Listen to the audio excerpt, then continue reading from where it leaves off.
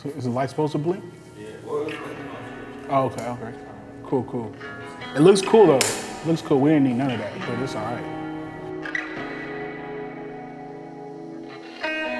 What's going on, everybody? My name is Jay Crum, and we are talking about Lost and Found. They're gonna ask me some questions, and I have no idea what they're gonna ask me. So, I live in Omaha, Nebraska, and so we have a lot of artists, and a lot of us have all shot in the exact same locations. So we wanted to be a little more thorough with trying to find some different locations of where we wanted to shoot at and try something different. So this was a lot of fun.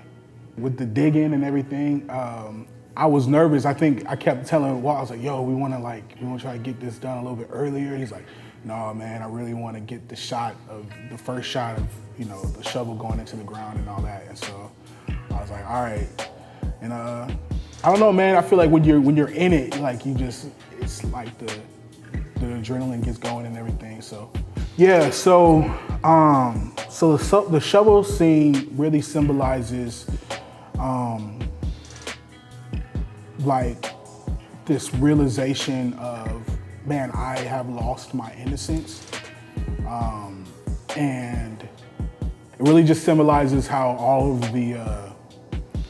all the stuff that just comes into your life and like takes your innocence away,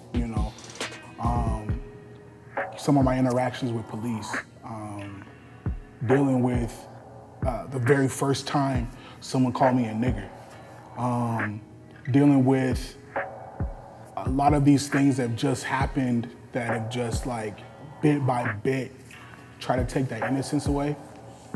And a lot of the anger just came from thinking about that and just thinking about like, man, I remember a time where I felt like I didn't have to worry about that. I remember a time where I could just go to the park and, things would be fine. And before I was even aware of that people hate me purely because of the color of my skin. And that things in this life have been set up for people with my color of skin to fail. And so to know that, and to just, as I'm digging, I'm just thinking about that more and more and more. And so I think that's where some of that emotion came from. Yeah, I was 5 the first time someone called me a nigger. And so I think that was like, that was when it happened where I was like, oh, okay. Like, yeah, so I figured that out pretty early, that that's how things are gonna be. Your dream. Yeah. What is your dream? Yeah, I think that's a complicated question as far as what my dream is. I have a lot of dreams, I guess. But I think really what I've been searching for is joy, like real joy. And, I think the things that we do a lot of times is what we're trying to pursue and what we're trying to have happen in our own life. Like, we're hoping that this thing that we do will bring more joy to our life. We hope that this job that we take will bring more joy to our life. We feel like this relationship with this person will bring more joy into my life. And I think my dream is like for that to always be present. And I think there's things in this life that try to take that away from you.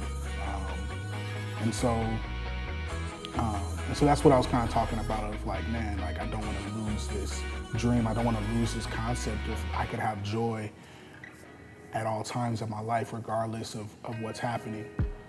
I don't think anybody ever achieves a dream, like a real dream. I think finding your dream is dope because it's more about the journey. Like, I'm living my dream. Like, my dream, I'm living it. I'm making music. I'm pursuing this thing. I think if we always look at what we're trying to achieve as this ultimate destination, we miss the joy of what we have on our way getting there. You know, we miss out on man, like these small victories that we have. We miss out on the personal growth that we have. We miss out on all these things because we're so focused on what the destination is at the end. And so, no, like, I think if you're not careful, you're going to want to try to belong in places you never were meant to belong to. I know for me, I'll just keep it a buck, man, especially growing up, I felt like I just didn't fit into places, you know. I had a very interesting childhood where, you know, I was born in Detroit. I came to Omaha, and my parents were family teachers at Boys Town, and so we moved, after we left there, we moved around a lot. And because we moved around a lot, I was always either the new kid coming in or I was the kid who was the first one out. You know, I would lead. So there was some years where I would come in a semester late and I would only be there for a few months and I'm out again. You know, and so like, there was never really a real time where I could find a footing and like a group of people that I could hang with and fit in with and really, really, you know, feel like I belong somewhere. And like, I think I also feel that now. You know, I'm a person, I live in Omaha, Nebraska. I'm in this thing that we call, you know, CHH or Christian hip hop or whatever people want to call it or label it or whatever people want to put me in. There's a bunch of cliques and groups of people that I don't fit in with, right? That I don't belong to, that I, you know, bunch of people who know what my name, you know, they know my name, they might listen to my music, but they don't know me. And I've tried to sit at tables that I just not able to sit at, they don't know me well, whatever, like you can stay where you're at. And that's fine, but it's this thing of like trying to search and find belonging. And I feel like when I struggle with that, sometimes I lose sight that, man, I am already accepted and I already belong to Christ. And so instead of always looking at another person's table and being like, man, I wish I could be there,